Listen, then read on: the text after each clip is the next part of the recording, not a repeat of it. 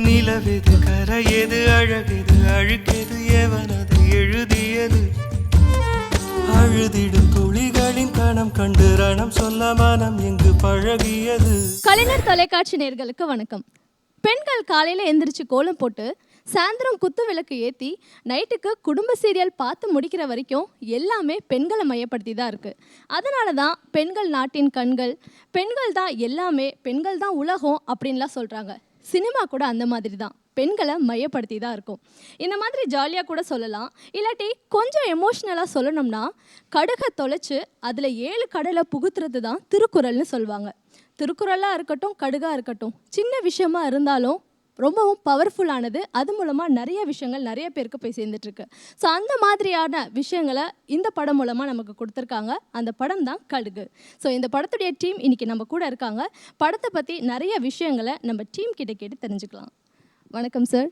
வணக்கம். அண்டு இந்த படத்தை படைச்சிருக்க படைப்பாளிகளே நீங்கள் 2 பேர் தான். அண்ட் இந்த படத்தை வந்து நிறைய பேர் பார்த்துருந்தாலும் சில பேர் படம் பார்த்த சில பேர் இன்றைக்கி நம்ம கூட வந்திருக்காங்க. ஸோ இன்றைக்கி நீங்கள் இவங்க எல்லாருமே சேர்த்து இந்த படத்துடைய ஹைலைட்டான விஷயங்களை பற்றி நம்ம பேசலாம் அப்படின்ட்டு இருக்கேன். ஸோ நீங்களும் அதுக்கு தயாராக இருப்பீங்க அப்படின்னு நினைக்கிறேன். அண்டு டைரக்டர்கிட்ட இருந்து ஆரம்பிச்சிடலாம். சார், இந்த படத்தில் ராஜ்குமாரன் சார், அதுக்கப்புறம் பரத், இன்னும் நிறைய ஆர்டிஸ்ட்லாம் வந்து நடிச்சிருக்காங்க. ஆனால் ராஜகுமாரன் சார் தான் இந்த லீட் ரோலை வந்து பண்ணணும் அப்படின்ட்டு நீங்கள் முடிவு எடுத்ததும் அதுக்கு வந்து லிங்குசாமி சார் அண்டு பாலாஜி சக்திவேல் சார்லாம் எந்த மாதிரியான ரியாக்ஷனை கொடுத்தாங்க அப்படின்றதெல்லாம் வந்து நிறைய பேர் இணையதளம் மூலமாக வந்து பார்த்து தெரிஞ்சுக்கிட்டாங்க. இருந்தாலும் அந்த வீடியோவை பார்க்க தவறுனவங்களுக்காக எங்களுக்காக சொல்லுங்கள். ஸோ சார் வந்து இந்த லீட் ரோலுக்காக நீங்கள் எப்படி செலக்ட் பண்ணீங்க? 10 படம் ஷூட்டிங் நடந்துட்டு இருக்கும்போது இந்த கதை வந்து அடுத்து பண்ணணும்னு டிசைட் பண்ணோம். அப்போ ராஜ்குமார் சார் இது கரெக்டாக இருப்பார்னு எனக்கு தோணுச்சு. ஸோ அதுக்காக அவரை கூப்பிட்டு பேசினேன். அவர் வந்து என்ன லூசையா நீ அப்படின்னாரு. எனக்கு ஒரு 15 இயர்ஸாக தெரியும் எனக்கும் அவருக்கும். என்னை வச்சு படம் எடுத்தால் யார் வாங்குவா, சும்மா கதைக்கு பொருத்தமாக இருக்கீங்க அப்படிலாம் சொல்லி ஏமாத்தாங்க.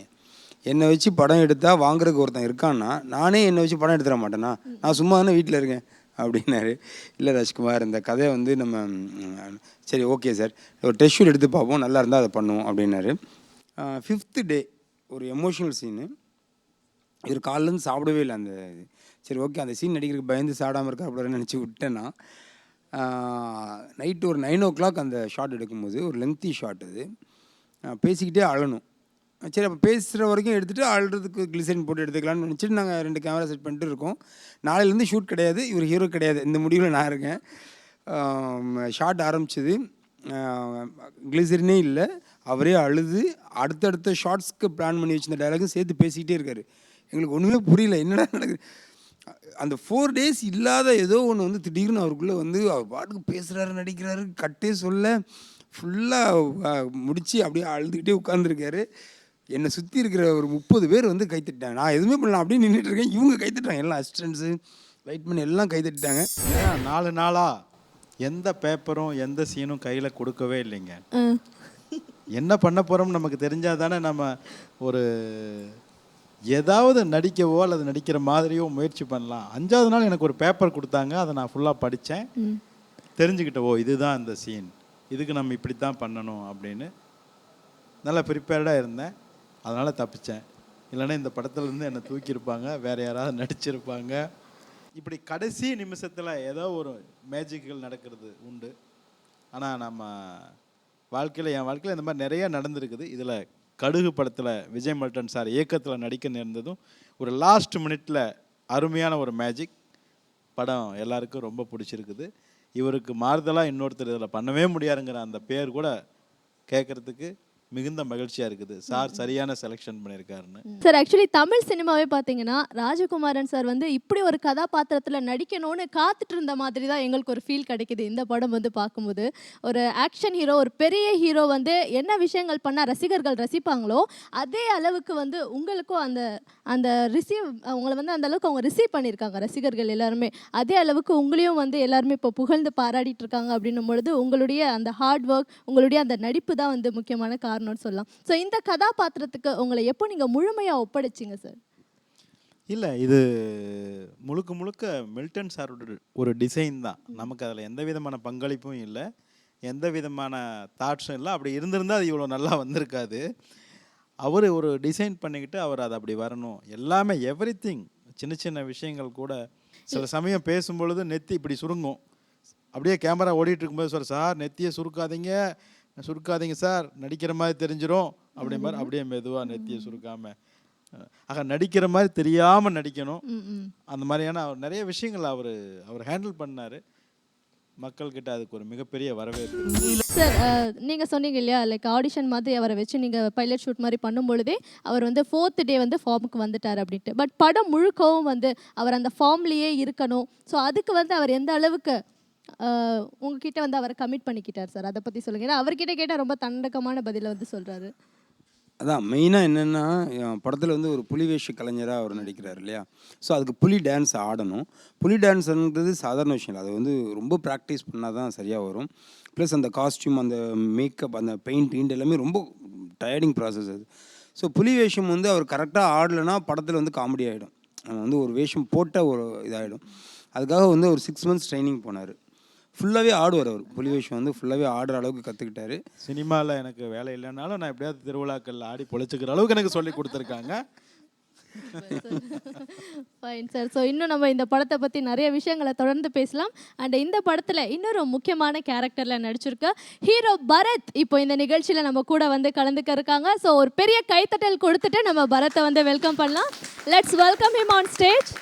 ஸோ இவங்க கொடுத்த பலத்த கைத்தட்டல்கள் மாதிரி தான் தேட்டரில் இதை விட பல மடங்கு வந்து கைத்தட்டல்கள் உங்களுக்காக கிடைச்சிட்டே இருக்குது. ஸோ இந்த படத்தை உருவாக்குனவங்களே இன்றைக்கி நம்ம கூட தான் இருக்காங்க. ஸோ பரத், உங்களுக்கான வரவேற்பு வந்து கொடுக்கறதுக்கு எல்லாருமே ரெடியாக காத்துட்டே இருக்காங்க. வாழ்த்துக்கள் பரத், இந்த மாதிரியான ஒரு கேரக்டரில் வந்து நீங்கள் நடித்தது. ஸோ ரொம்பவே புதுமையான ஒரு கேரக்டர், இது வரைக்கும் நீங்கள் பண்ணாத ஒரு விஷயம்.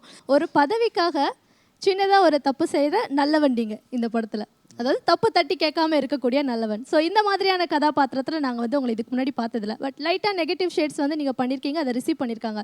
பட் இது வந்து படம் மூவ் ஆக ஏன் இவர் இப்படி அப்படின்ற மாதிரி தான் எங்களுக்குமே கொஞ்சம் ஷாக்கிங்காக இருந்தது.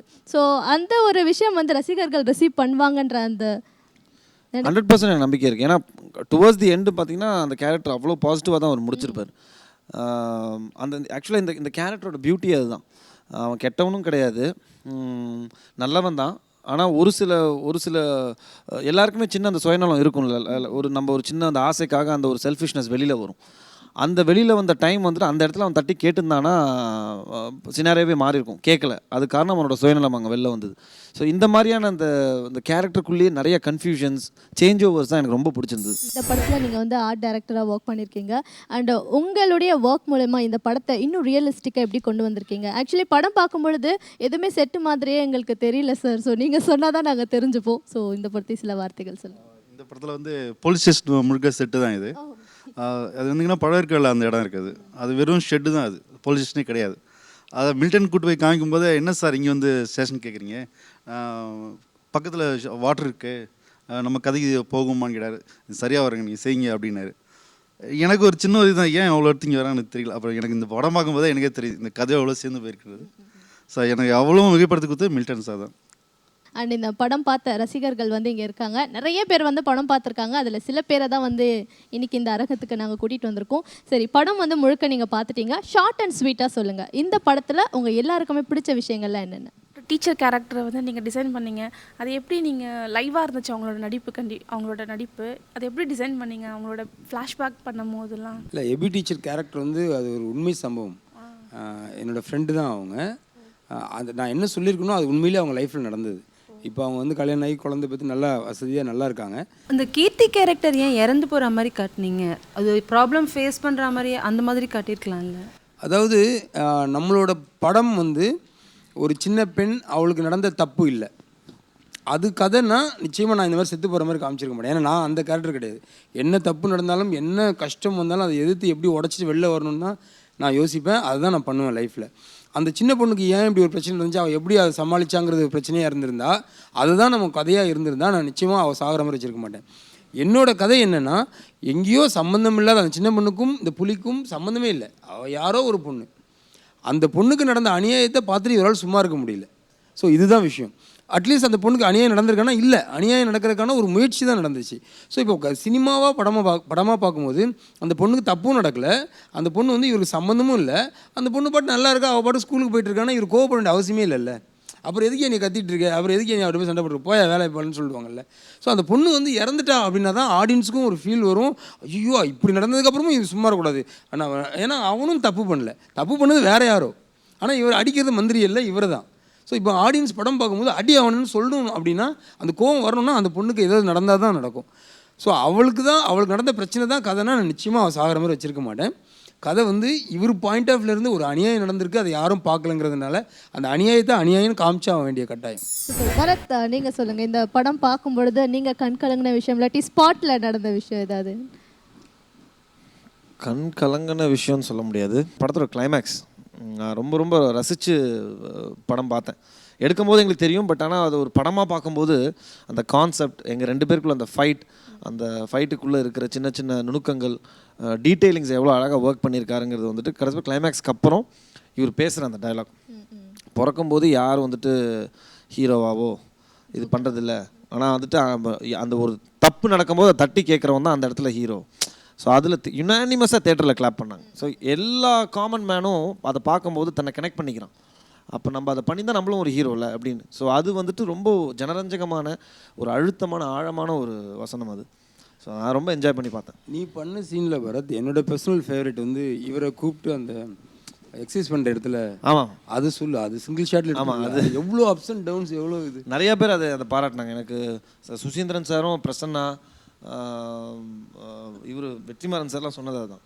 அந்த சீன் ரொம்ப மாதிரி, அதாவது நல்லவன் தான், ஆனால் வந்து ஒரு சின்ன தப்பு பண்ணிட்டோங்கிற ஒரு கில்ட்டி ஃபீலிங், பட் இருந்தாலும் அதை வெளியில் காட்டிக்கூடாது. இவன் யாரை என்னை தட்டி கேட்க, இந்த ஊரில் நான் பெரிய ஆள் தானே, இவ்வளோ விஷயத்தையும் நம்ம வந்துட்டு கன்வே பண்ணணும். டயலாக்ஸும் இருக்குது, அப்ஸ் அண்ட் டவுன்ஸ், மாடுலேஷன் எல்லாமே. எனக்கு அது நான் ரொம்ப ரசித்து பண்ணேன்.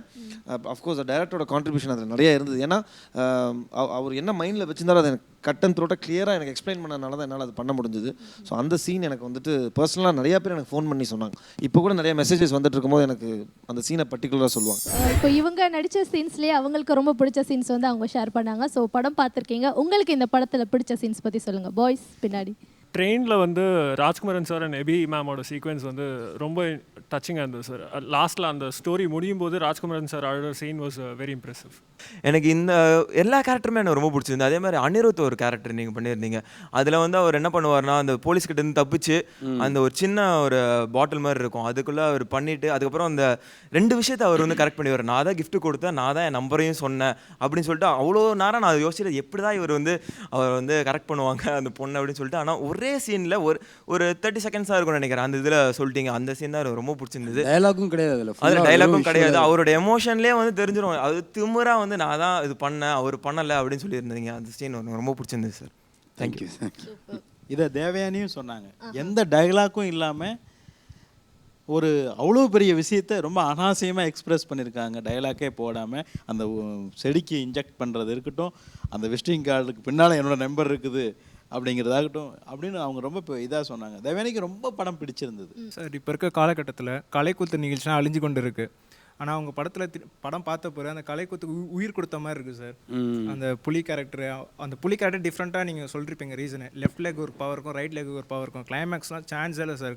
ஒரு 2-3 டைலாக் இந்த படத்தில் வந்து ரொம்ப பவர்ஃபுல்லாக இருந்தது. அதில் ஒரு டைலாக் தான் வந்து இங்கே நீங்களே போஸ்டர்ஸ்லாம் கொடுத்துருக்கீங்க. லைக் கெட்டவங்களை விட மோசமானவங்க வந்து தப்பு நடக்கும்போது தடுக்காத நல்லவங்க தான் அப்படின்ட்டு. ஆக்சுவலி இந்த கேள்வியை வந்து அவங்க எல்லாருமே பார்த்து கேட்க வச்சதே வந்து இந்த படம்னு சொல்லலாம். பட் உங்களுக்கு முன்னாடி இந்த டீம் கிட்ட வந்து நான் கேட்குறேன், ஏன்னா இந்த அளவுக்கு ஒரு நல்ல படம் கொடுத்துருக்கீங்க, நீங்கள் அந்த மாதிரி தட்டி கேட்டிருக்கீங்களா? அந்த மாதிரி பெரிய விஷயங்கள் பெரிய கேட்கணும் அப்படிங்கிற மாதிரியான எந்த ஒரு நெருக்கடியும் சூழ்நிலையும் எனக்கு உண்டானதில்லை. என் ஒய்ஃப் வந்து என் கூட கார்லேயே வர மாட்டேன். இவன் இங்கேருந்து அங்கே போய் சேரக்குள்ள 10 சண்டை போடுவான் அப்படின்னு பயந்துட்டு. அது ஆக்சுவலாக அந்த மாதிரி ஒரு ஃபைட்டிங் குணம் இருக்கிறதுனால தான் வந்து இந்த மாதிரி ஒரு விஷயத்தை நம்ம வந்து கன்சீவ் பண்ண முடியுது. ஸோ அது நடந்துட்டு தான் இருக்குது டெய்லி. பரத், நீங்கள் அந்த மாதிரி ஃபேஸ் பண்ணியிருக்கீங்க? சினிமா வேறு, ரியாலிட்டி வேறு. ப்ராக்டிக்கலாக வந்துட்டு ஒரு பெரிய ஒரு சண்டை நடக்கும்போதோ எந்த விஷயம் நடக்கும்போதோ நீங்கள் சொன்ன மாதிரி நம்ம உள்ளே பூந்து அடிக்கிற லெவலுக்கு ப்ராக்டிக்கலாக நம்ம பேசுவோம் முடியாது. பட் டெஃபினட்டாக வந்துட்டு ஒரு ஹெல்ப்புக்கு ஏதாவது ஒரு விஷயத்துக்கு நம்ம ஃபோன் பண்ணி பேசலாங்கிறது ஒரு நல்ல பாயிண்ட். பட் நான் ஒரு 6 வருஷமாக வந்துட்டு ரோட்டில் குப்பையை போட்டது கிடையாதுங்க. நான் ஒரு 6 இயர்ஸாக அதை ஃபாலோ பண்ணிகிட்ருக்கேன். நான் ஏதாவது சாப்பிட்டேன்னா என் காரில் வச்சுப்பேன், என் காரில் வச்சுட்டு நான் எடுத்துகிட்டு போய் தான் நான் போடுவேன். நான் அது 6 இயர்ஸாக ஃபாலோ பண்ணுறேன். இது நம்ம வந்துட்டு வெளியில் சொல்லி பப்ளிசிட்டி தேடுறதுக்காக கிடையாது. அதே மாதிரி எனக்கு கண்ணுக்கு தெரிஞ்சு யாராவது கீழே போட்டாங்கன்னா அவங்கள்ட்ட நேராக போய் எடுத்து நீங்கள் போடுங்கன்னு சொல்கிற லெவலுக்கு எனக்கு தெரியும் இருக்குது.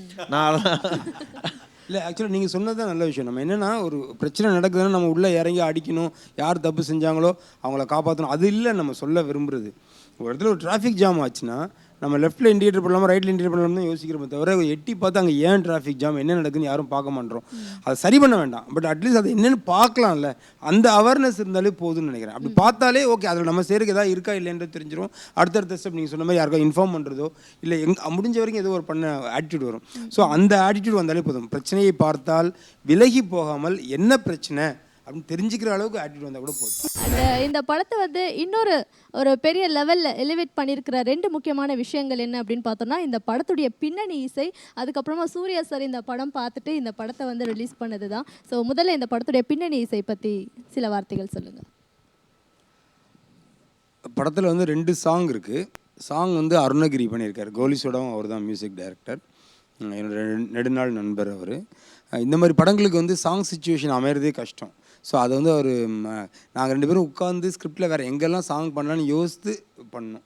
ஸோ ரொம்ப திணிக்கக்கூடாதுன்னு 2 சிச்சுவேஷன் மட்டும் செலக்ட் பண்ணோம். அதில் 2வது சாங் வந்து கொஞ்சம் சோகமான சாங், நிலவேது கரையுதுன்னு. பட் அதுதான் இன்றைக்கி வந்து எஃப்எம்மில் ஹிட். வழக்கமாக இந்த மாதிரி சாங்ஸ் வந்து இங்கே ரீச் ஆகாது. ஏதோ ஒரு ஃபோக்கோ இல்லை ஒரு குத்தோ பார்ட்டி சாங்கோ டாஸ்மாக் சாங்கோ தான் ரீச் ஆகும் எஃப்எம்ஸில். இந்த மாதிரி சாங் அவங்க ப்ரிஃபர் பண்ண மாட்டாங்க. சார் அவ்வளோ பெப்பியாக இருந்தால் சார் எங்களுக்கு வேணும் அப்படிம்பாங்க. பட் என்னென்னு தெரியல, இந்த சாங் வந்து நல்லா ரீச் ஆகிருக்கு.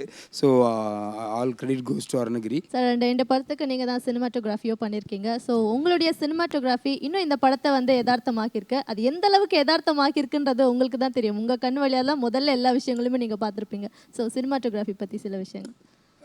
சினிமாட்டோகிராஃபி வந்து என்னென்னா, படத்தில் வந்து 3 கேமரா, எப்போவுமே டெய்லி 3 கேமரா இருக்கும். எங்கே இருக்குன்னே தெரியாது.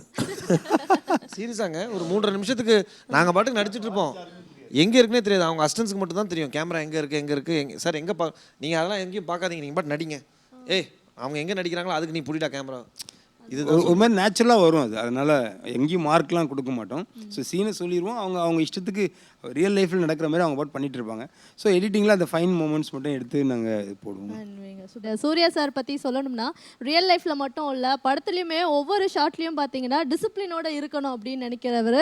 அண்டு பர்ஃபெக்ஷன் பார்க்கக்கூடிய ஆள் அப்படின்னா அது வந்து சூர்யா சார் மட்டும்தான். ஸோ படம் முழுக்கவும் பார்த்து அவருக்கு ரொம்ப பிடிச்சிருந்ததால் தான் இந்த படத்தை வந்து வாங்கியிருப்பார். இருந்தாலும் ஹைலைட்டான சில விஷயங்கள் என்னென்னன்றது உங்ககிட்ட சொல்லியிருப்பார்ல. ஸோ அதை பற்றி சில வார்த்தைகள். தம்பி பரத் வந்து அஞ்சான் படத்தில் அசிஸ்டன்ட் டைரக்டர். ஸோ லிங்குசாமி தான் ஒர்க் பண்ணிட்டு இருந்தார் அவர். ஒரு டெக்ஸ்ட் சும்மா சூர்யாவுக்கு இந்த மாதிரி ஒரு படம் பண்ணியிருக்கோம் பாருங்கள் அப்படின்னு. எனக்கும் பழக்கம் சூர்யா சார். உடனே அவர் ரிப்ளை பண்ணார், ஒரு 4-5 டேஸில் பார்க்குறேன் அப்படின்னு. ஸோ படம் கொண்டு போய் கொடுத்தோம். 2Dயில் ராஜசேகர்னு ஒருத்தர் இருக்கார், அவர் தான் சிஇஓ. அவரும் ஜோதிகா மேடம், சூர்யா 3 பேரும் படம் பார்த்துருக்காங்க. ஒரு நாள் ஏர்லி மார்னிங் ஒரு 5:30 இருக்கும், ஹைதராபாத்தில் இதுக்கு போயிருந்தேன் ஃபைனல் மிக்சிங்காக. தூங்கிட்டு இருக்கும்போது ஃபோன் எடுத்து பார்த்து சூர்யான்னு வந்துச்சு. அண்ணா அருமையாக இருக்குண்ணா படம், நம்ம பண்ணலாம்ண்ணா அப்படின்னு. 2D வந்து ஆரம்பிக்கப்பட்ட நோக்கமே என்னென்னா அவங்களோட படங்களை டிஸ்ட்ரிபியூட் பண்ணுறதுக்கு மட்டும்தான். வெளிப்படங்கள் பண்ணுறது அவங்களுக்கு ஐடியாவே இல்லை. பட் ஃபஸ்ட்டு படமே வெளிப்படம் நம்ம படம் அது. ஸோ அவரால் இன்றைக்கி வந்து எல்லாரோட கவனத்தையும் ஃபஸ்ட்டு டேவே, இப்போ வழக்கமாக என்ன ஒரு படம் ரிலீஸ் ஆகி ஒரு 3 நாளைக்கு அப்புறம் நல்லா இருக்காமே அப்படிலாம் பேசி தேட்டருக்கு வருவாங்க. அதுக்குள்ளே அடுத்த வெள்ளிக்கிழமை அடுத்த படங்கள் வந்துடும். அது ரொம்ப கஷ்டமாக இருக்குது இப்போல்லாம். அதுவும் இப்போ நம்ம ரிலீஸ் பண்ணிக்க டைம் வந்து எக்ஸாம், இன்னும் 31st வரைக்கும் எக்ஸாம்ஸ் நடந்துகிட்ருக்கு. ஸோ யாருக்குமே படம் பார்க்குற மூடே இருக்காது. ஆனால் 2Dன்னு ஒரு விஷயம் வந்ததுனால இப்போ ரிலீஸே வந்து ஒயிட் ரிலீஸ். நாங்கள் வந்து 120 தேட்டர்ஸ் தான் பிளான் பண்ணோம். ஆல்மோஸ்ட் 180 தேட்டர்ஸ் ஃபஸ்ட் டேவே. இன்னும் தேட்டர்ஸ் இன்க்ரீஸ் ஆகிட்டே இருக்குது. ஸோ அதெல்லாம் வந்து பிகாஸ் ஆஃப் 2D தான். And Bharat Rajakumaran sir, so உங்கள் 2 பேருடைய கரியர்லேயும் பார்த்தீங்கன்னா இந்த படம் வந்து ஒரு முக்கியமான படமாக அமைஞ்சிருக்கு. ஸோ வாழ்த்துக்கள் சார். நீங்கள் இந்த மாதிரி தொடர்ந்து வித்தியாசமான படங்கள்லாம் எடுத்து பண்ணணும். பட் பரத் வந்து எதை பற்றியுமே யோசிக்காமல் இந்த கேரக்டர் நீங்கள் வந்து எடுத்து பண்ணியிருக்கீங்கன்றது வந்து கண்டிப்பாக ஒரு பெரிய கைத்தட்டல்களோடு நமக்கு அவர் வந்து அப்ரிசியேஷன் கொடுத்தே ஆகணும். So thank you so much sir. So ஒரு நல்ல படத்தை வந்து கொடுத்தது மட்டும் இல்லாமல் இந்த படத்தை பற்றியும் நிறைய விஷயங்கள் வந்து ஆடியன்ஸோடு உட்காந்து எங்கள் நேயர்களுக்காக நிறைய விஷயங்கள் ஷேர் பண்ணிங்க. இந்த படத்துடைய வெற்றி விழாவில் நம்ம திரும்பவும் சந்திக்கலாம். நான் ஒரே ஒரு ஸ்பெஷல் தேங்க்ஸ் சொல்லிக்கிறேன் பரத்துக்கு. ஒரு ஹக் பண்ணி. நிலவெது கரையது அழகெது அழுக்கெது எவன